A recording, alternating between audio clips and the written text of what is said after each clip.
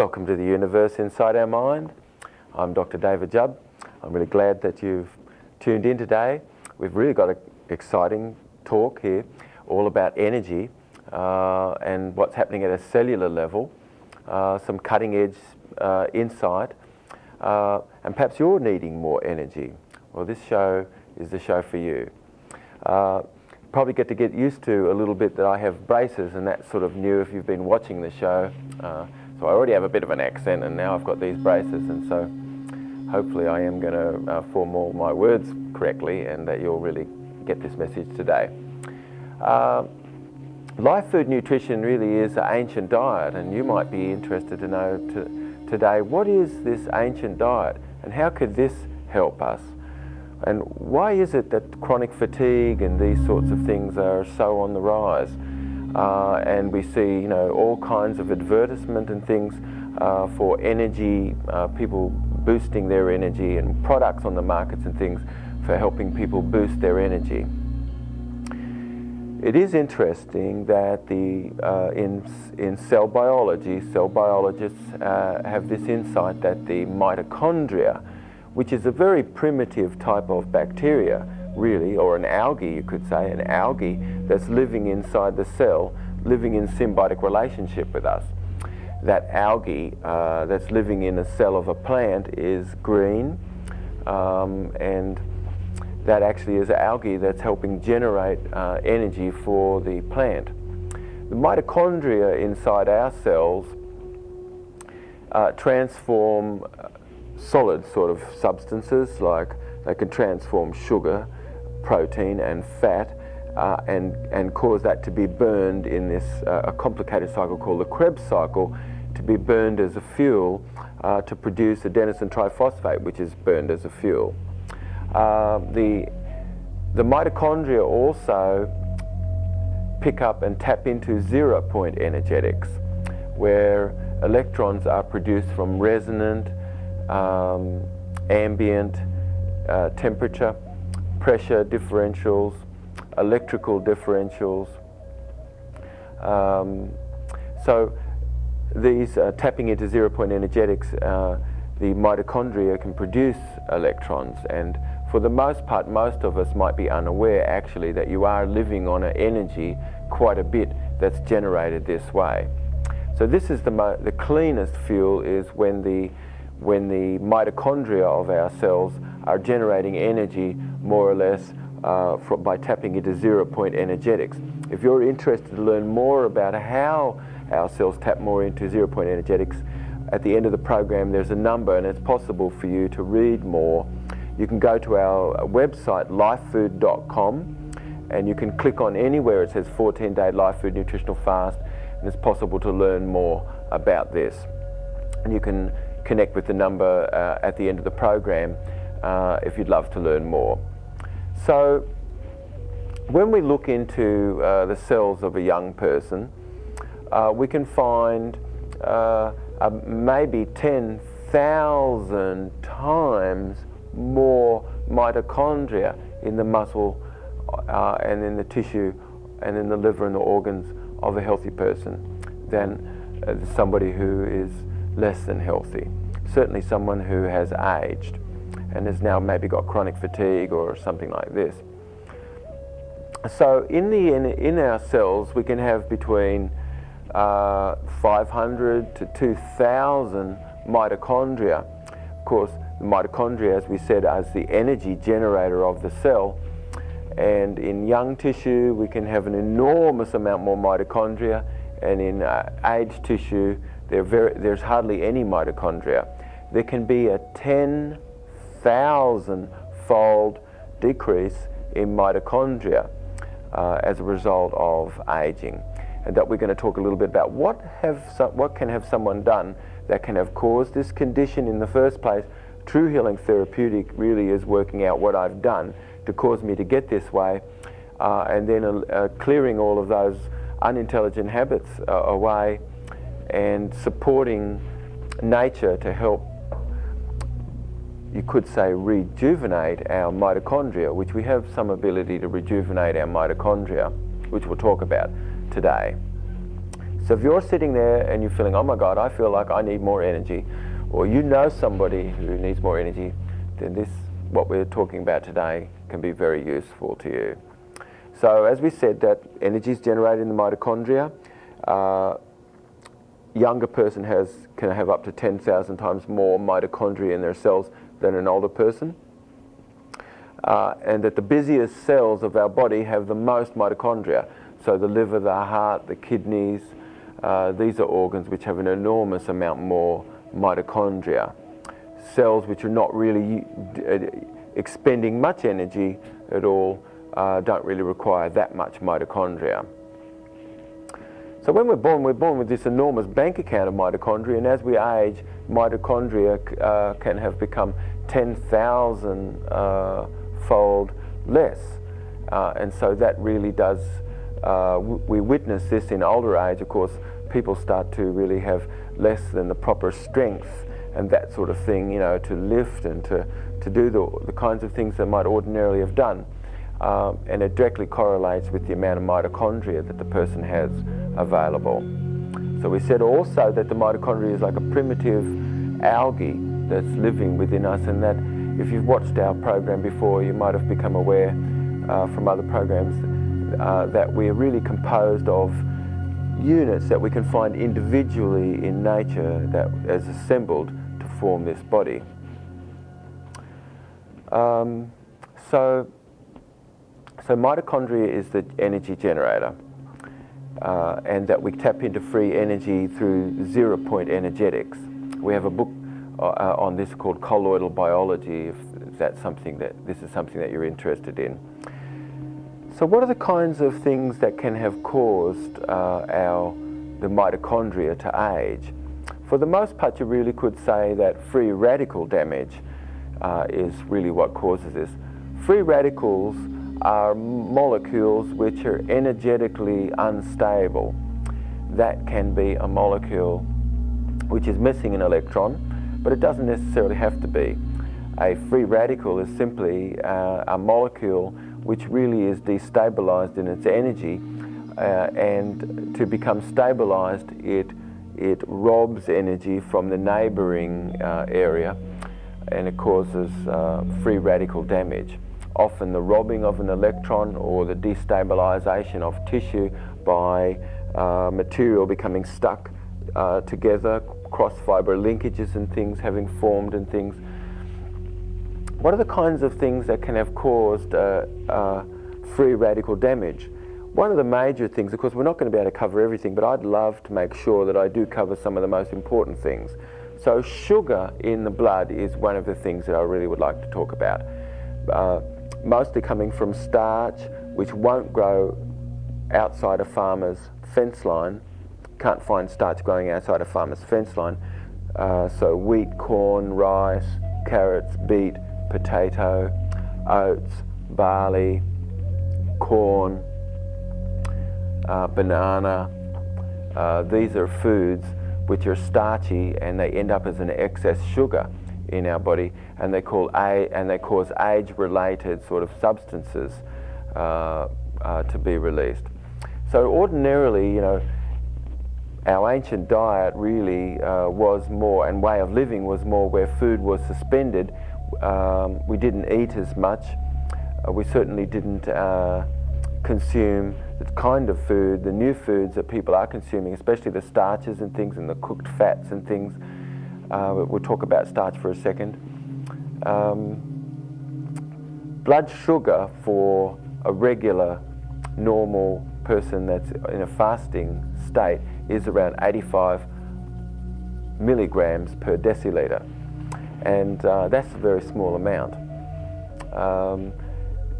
Page and Cannon are two researchers that have looked into this and have discovered that as people's blood sugar is around 85 milligrams per deciliter, calcium and phosphorus are in right ratio and right relationship with each other. When someone can have consumed starch, that can have robbed the phosphorus from the body, causing calcium really to be toxic, because calcium requires phosphorus to do, for calcium to do its job. Without phosphorus, calcium becomes toxic. if someone was tired and lethargic under circumstances like that, calcium becomes deposited in the body. So when someone would have done food which ended up as an excess sugar in their blood, blood sugar was raised, insulin was raised, blood sugar was lowered, and it was really kind of like a yo-yo sort of thing with the blood. And free radicals are caused as a result of all this excess sugar that's in the blood. Excess blood sugar causes blood cells to clump. It causes the endocrine glands less than to really be in balance. What are the endocrine glands? The endocrine glands are all the ductless glands that excrete substances into our blood, which then is transported to the furthest reach places in our body to affect cells, to cause things to change. So our thyroid produces substances that help metabolize and help give the cells energy. Our thymus produces substances that help through the immunity. This is like our master clock of our immune system. The pineal gland, which is in the darkest, deepest area of the brain, was like a third eye, secretes substances. The pituitary, the anterior pituitary, secretes substances. The pancreas and the adrenals, the ovaries, the testes, are all glands which excrete substances which require calcium really to excrete these substances, and for the endocrine glands to be in balance, calcium is necessary. If someone's had excess sugar, that's robbed phosphorus from the body, and calcium can no longer really do its job effectively. And so then endocrine glands might less than be in balance as a result of blood sugar less than being in balance. As we said, that excess blood sugar causes insulin to be raised, which just sucks all of that sugar out of the blood. Meanwhile, whilst insulin is present, human growth hormone can't be, and so cell rejuvenation less than can occur as well as what it can, because human growth hormone is very important for cell rejuvenation. So we only really can get some good cell rejuvenation going, and we can improve our condition when we can be able to manage more our blood.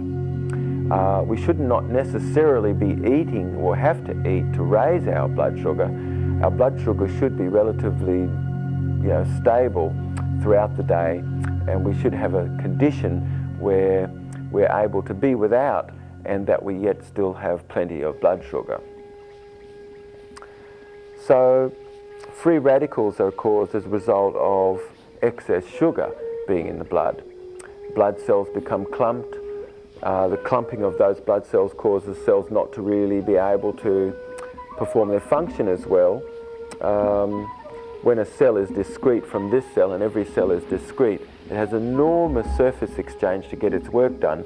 But when there's excess sugar in the blood, or there's not enough, it causes electrons to be robbed from the body. Cells start to less than flow nice and discreetly. They can have clumped together, and they can have reduced the surface exchange quite enormously.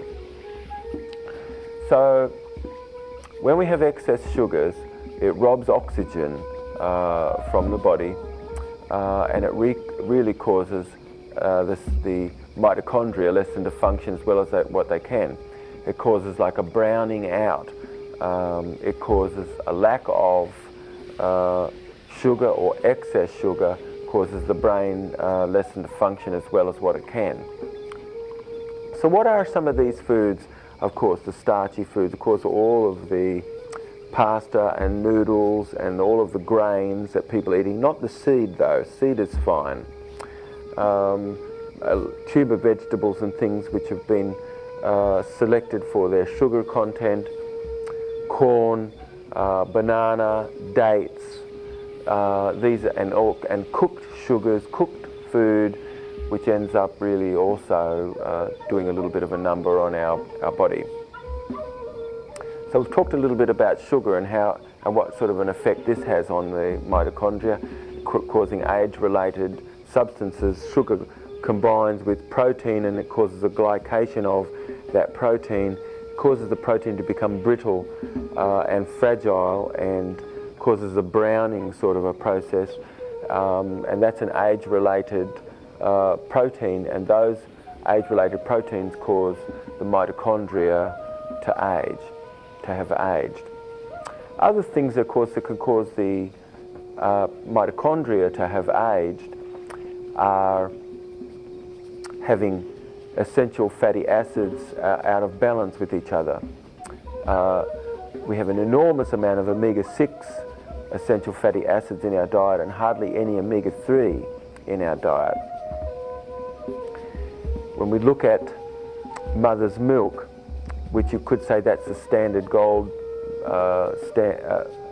standard for nutrition, when we look at nutrition, certainly we would consider that what ratio of omega-3 to omega-6 there is in mother's milk, how much calcium there is in mother's milk,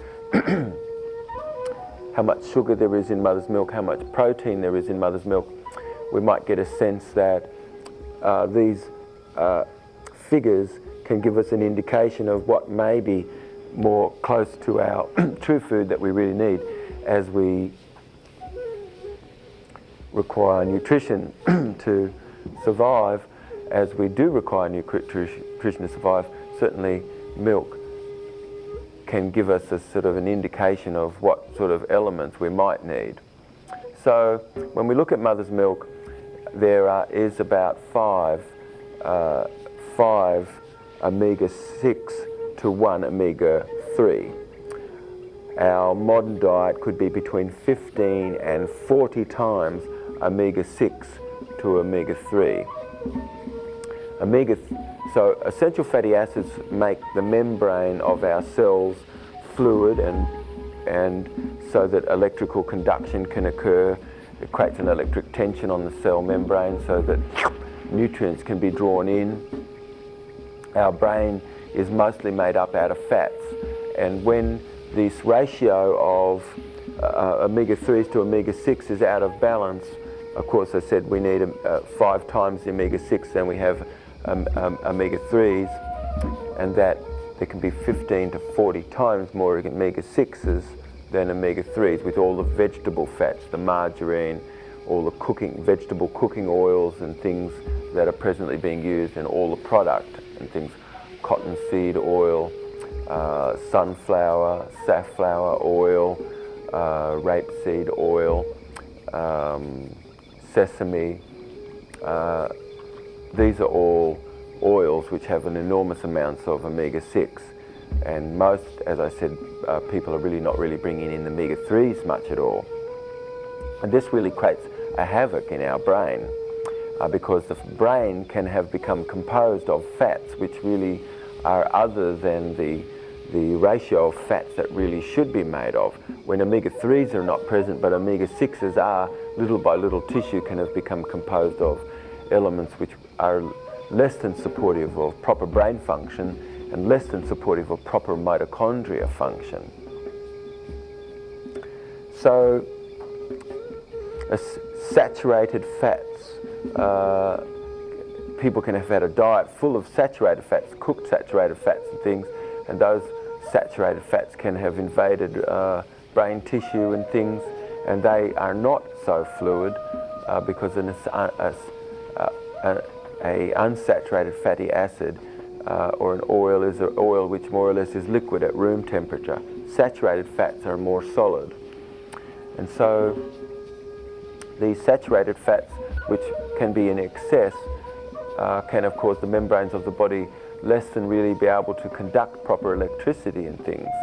When we cook fats, those unsaturated fatty acids become trans fatty acids. It changes their molecular shape. Rather than being a nice horseshoe shape, so they fit together like this to make up a cell membrane, which is very beautiful, they shrivel in their shape and they come sort of fat and they line up like this to make a cell, and things can pass freely through this. It's lost its proper protective sort of element because the cooking and the heating process has caused that essential fatty acid to become what's called a trans fatty acid, and that does not fit into the cell membrane quite the same as a cis fatty acid does.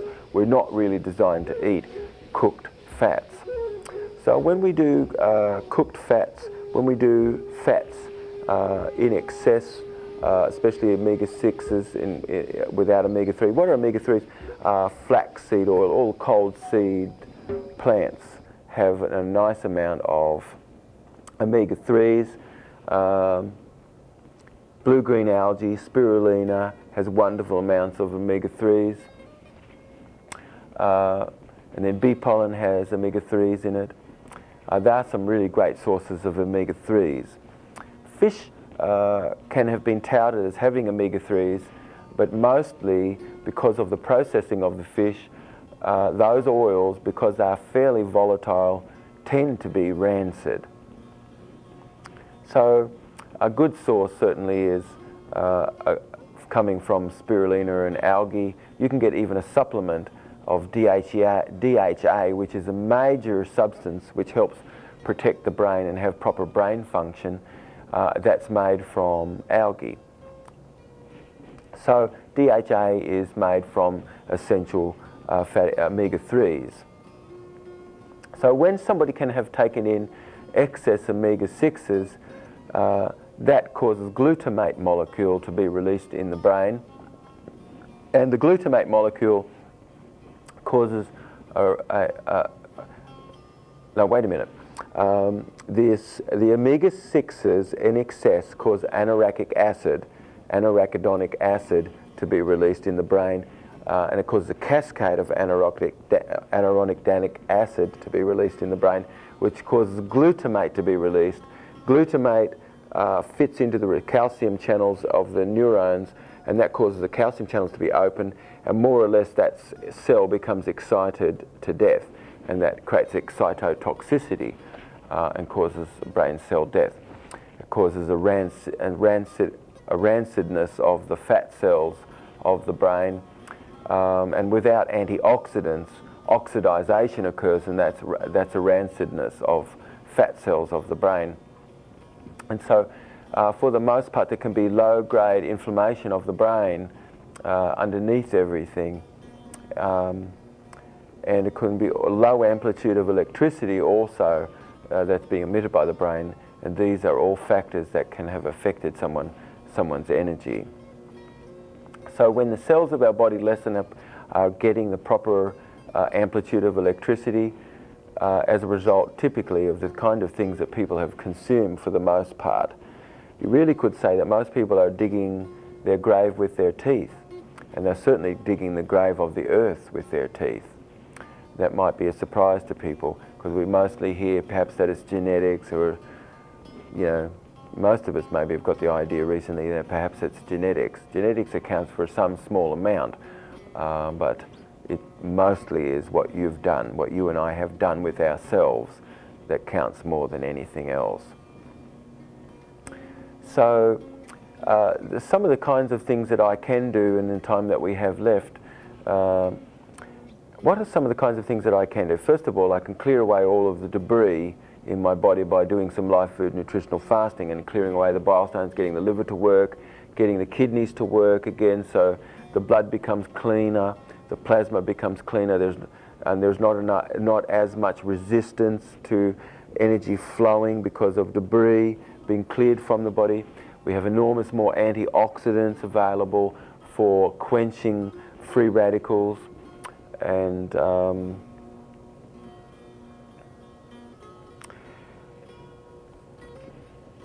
we can have also enormous amount more electrons being released by the plasma, which is like having a greater negative redox potential in our body. So these are the three indexes: the terrain's ability to be able to give up electrons, the amount of antioxidants available, and our acid-alkaline balance are all factors which affect energy. So the cleaner that we become, we can clear away debris by doing some live food nutritional fasting to start. We can do some supplements to make sure that we're managing blood sugar better. We can bring in alpha-lipoic acid. There's a wonderful nutrient called tocotrienols, which is very amazing, which is 4,000 times more powerful than vitamin E. So we can do some substances like alpha lipoic acid, which is very amazing. We can do L-carnitine, which you need to do about 2 or 3 thousand milligrams of this to really start to have a benefit. That helps shuttle nutrients into the mitochondria. We can do coenzyme Q10, which helps shuttle electrons. We can do NAD or NADH, which is coenzyme 1, which also helps shuttle electrons as a coenzyme.